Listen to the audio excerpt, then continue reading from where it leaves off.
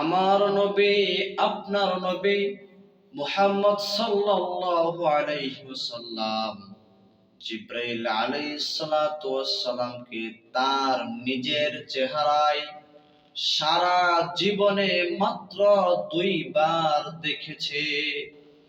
একবার দুনিয়ার মধ্যে, আরেকবার আল্লাহ তাআলা বলেন ওয়ালাকাদ রাআহু নাজলাতান উখরা ইনদা সিদরাতিল মুনতাহা ইনতাহা জান্নাতুল মাওয়া।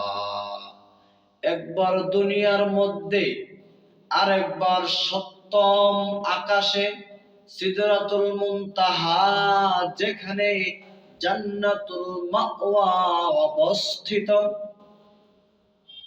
ওইখানে আমাদের নবী সাল্লাল্লাহু আলাইহি ওয়াসাল্লাম জিবরাইলকে তার আসল চেহারায় দেখেছে।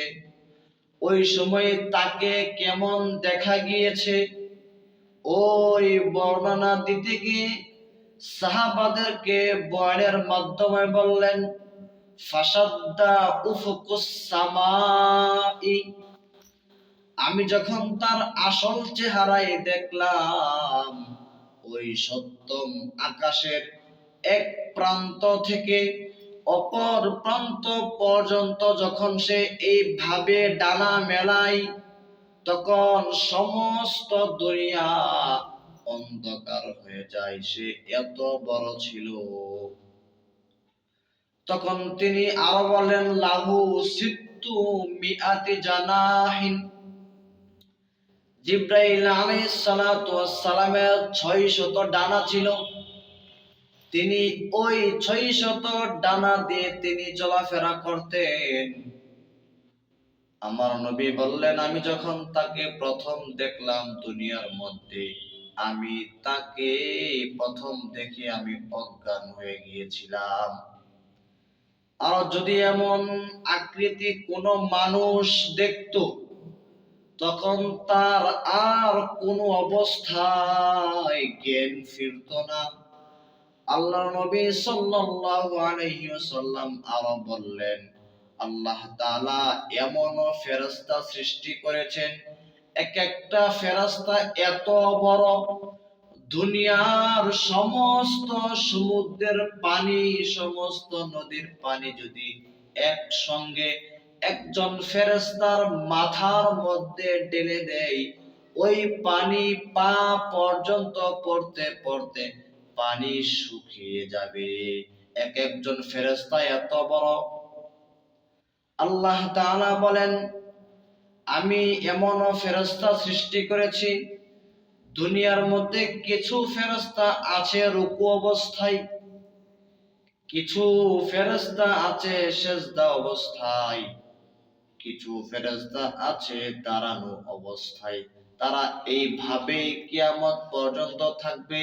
তারা এইভাবেই আল্লাহ তাআলার জিকির করবে। শুধু ফেরেশতা কেন, গাছপালা, পাথর, বালু সহ আল্লাহ তাআলার জিকির করে, কিন্তু আমি আপনি তাদের ভাষা বুঝি না। যখন আমাদের নবী মেরাজের সফর করলেন, ওই সময় তার সঙ্গে দুইজন ফেরেশতা তার সফর সঙ্গী ছিল। একজন ছিল মিকাইল আলাইহিস সালাতু ওয়াস সালাম, আর একজন হলো জিবরাইল আলাইহিস সালাতু ওয়াস সালাম। যখন তার সফর সঙ্গী ছিল দুইজন, যখন সবকিছুই মেরাজ হয়, সবকিছুই হয়, যখন আল্লাহ তাআলার সঙ্গে আমার রাসূল সাক্ষাৎ করলেন, তখন আমার নবী বললেন, আত্তাহিয়াতু লিল্লাহি ওয়াস সালাওয়াতু ওয়াত তাইয়্যিবাত। আমার নবী বললেন, আমার হাতের দ্বারা যত ইবাদত, সব আপনার জন্যই নিবেদিত।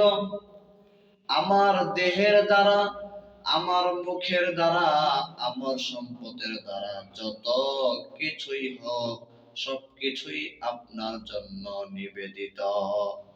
তখন আল্লাহ তাআলা বললেন, আসসালামু আলাইকা আইয়ুহান নাবিয়্যু ওয়া রাহমাতুল্লাহি ওয়া বারাকাতুহু। আল্লাহ তাআলা বলেন, হে নবী, আপনার জন্য সমস্ত রহমত বরকত আমি ফয়সালা করে দিলাম। আমি আল্লাহ তাআলা শুধু আপনার জন্যই ফয়সালা করে দিলাম। তখন আমাদের নবী বললেন, আল্লাহ, আসসালামু আলাইনা ওয়া আলা ইবাদিল্লাহিস সালিহিন। আল্লাহ নবী বললেন, আল্লাহ, শুধু আমার জন্য কেন, আমার সকল উম্মতের জন্য তুমি রহমতের ফয়সালা করে দাও। শুধু দেখেন, আমার নবী, আপনার নবী ওই মেরাজের রাত্রে আমাদের কথা, আমার নবী আমাদের জন্য আমাদের কথা বলে নাই। আর এখন আমি আপনি আমার নবীকে কি পরিমাণের কষ্ট দিচ্ছি। কাল কিয়ামতের ময়দানে সমস্ত নবী ভয়ে বলবে, নাফসি নাফসি নাফসি, কিন্তু আমার নবী বলবে, ইয়া উম্মতি উম্মতি উম্মতি। আমার নবী শুধু আমাদের চিন্তায় কান্না করবে, উম্মতি উম্মতি। দেখেন, আমার নবী, আপনার নবী আমাদের জন্য কত মায়ার নবী। আল্লাহ তাআলা সমস্ত নবীদের জন্য স্পেশাল একটা দোয়া দিয়েছে। যখন কোন নবী এই দোয়া করবেন, সঙ্গে সঙ্গে তা কবুল হবে, আর ওই সময় তা কার্যকর হয়ে যাবে। কিন্তু আল্লাহর রাসূল সাল্লাল্লাহু আলাইহি ওয়াসাল্লাম দুনিয়ার মধ্যে ওই দোয়াটা কাজে লাগায় নাই। আমাদের নবী ওই দোয়াটা শুধু কাল কিয়ামতের ময়দানে করবেন, শুধু উম্মতের জন্য ওই দোয়াটা রেখে দিয়েছে। ওই দোয়া দুনিয়ার মধ্যে কাজে লাগাই নাই। তারপরেও আমি আপনি আমার নবীকে কষ্ট দিচ্ছি। তারপরে যখন জিবরাইল বললেন, আশহাদু আল্লা ইলাহা ইল্লাল্লাহু ওয়া আশহাদু আন্না মুহাম্মাদান আবদুহু ওয়া রাসূলুহু, আমি সাক্ষ্য দিচ্ছি যে আল্লাহ ছাড়া আর কোনো মাবুদ নেই। আমি আরো সাক্ষ্য দিচ্ছি যে মুহাম্মদ সাল্লাল্লাহু আলাইহি ওয়াসাল্লাম আবদুহু ওয়া রাসূলুহু, আল্লাহ তাআলার বান্দা এবং রাসূল। যখন আমার নবী আবার দুনিয়ার মধ্যে আসবেন, আসার পথে আল্লাহ তাআলা আমাদের জন্য আমাদের নবীকে 50 ওয়াক্ত নামাজ উম্মতের জন্য ফরজ হিসাবে হাদিয়া পাঠাইছেন। যখন এই 50 ওয়াক্ত নামাজ আমাদের জন্য নিয়ে আসলেন, আসার পথে 6 নম্বর আকাশে মুসা আলাইহিস সালাতু ওয়াস সালাম তার সঙ্গে দেখা। তখন মুসা নবী বললেন, আপনার জন্য, আপনার উম্মতের জন্য আল্লাহ তাআলা কি হাদিয়া দিয়েছে। তখন আমার নবী, আপনার নবী বললেন, আমার উম্মতের জন্য আমার আল্লাহ তাআলা 50 ওয়াক্ত নামাজ হাদিয়া দিয়েছে। তখন মুসা নবী বললেন, আপনার উম্মত 50 ওয়াক্ত নামাজ কোন অবস্থায় পড়তে পারবে না, আপনি আবার যান, আপনি আরো কমিয়ে নিয়ে আসেন। তখন আল্লাহ তাআলার কাছে গেলেন, বলেন, আল্লাহ, আরো 5 ওয়াক্ত নামাজ কমিয়ে দেন। এইভাবে কমাতে কমাতে কমাতে কমাতে মাত্র 5 ওয়াক্ত নামাজ পর্যন্ত আসলেন। বললেন, এখন কত ওয়াক্ত দিয়েছে?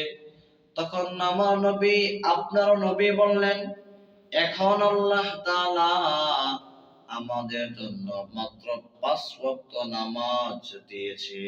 তখন মুসা নবী বললেন, আপনার উম্মত পারবে না, আমার উম্মতের জন্য মাত্র 2 ওয়াক্ত নামাজ ফরজ ছিল, তারপরেও আমার উম্মত পড়তে পারে নাই। আপনার উম্মত তাও পড়তে পারবে না, আপনি আরো কমিয়ে নিয়ে আসেন। তারপর আমার নবী বললেন, আমি আর আমার মালিকের কাছে যাইতে পারবো না, এখন আমার লজ্জা করবে, এতবার গিয়েছি আবার যাব।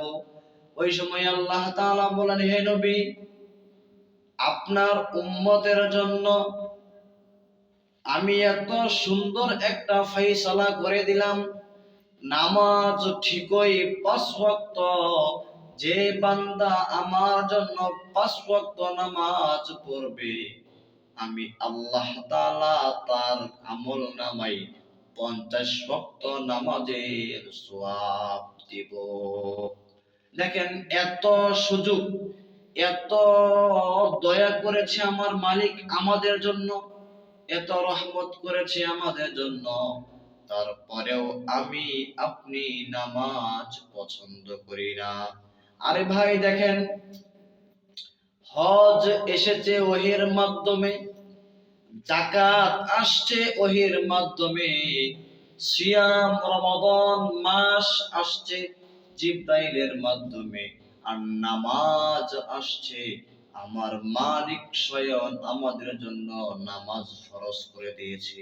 আমার মালিক, আপনার মালিক, বিশ্ব জগতের মালিক, যিনি পৃথিবী আসমান জমিন সৃষ্টি করেছেন, তার মালিক একমাত্র আমাদের জন্য নামাজ ফরজ করেছে, তারপরেও আমি আপনি নামাজ পড়ি না।